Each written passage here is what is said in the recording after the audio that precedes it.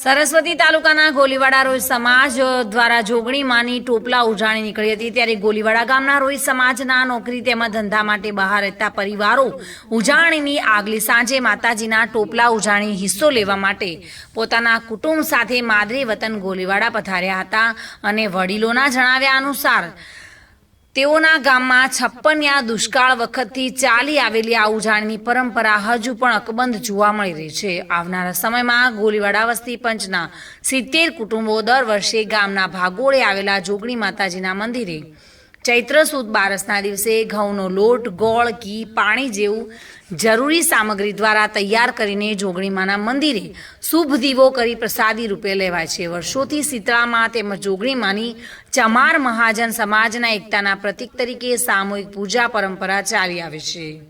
ત્યારે આજે પણ વર્ષો જૂની પરંપરા મુજબ ચૈત્ર મહિનામાં શુક્લ પક્ષની બારસના દિવસે સમગ્ર વસ્તી પંચ ગામના તળાવની કાંઠે આવેલા જોગણી માતાના થાનકે જઈને પ્રસાદ ધરાવી આવનારા સમય માટે પ્રાર્થના કરી હતી। આવનારો સમય સારો રહે અને ગામમાં સુખ શાંતિ રહે તેવી મનોકામનાઓ કરી હતી।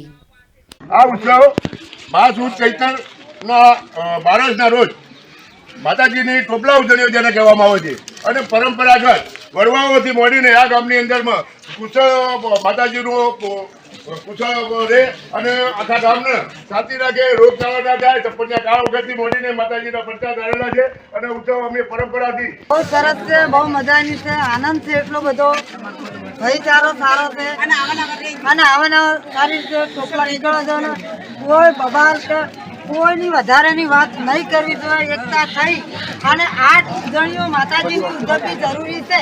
બોલવું છે ભાઈ, બોલો।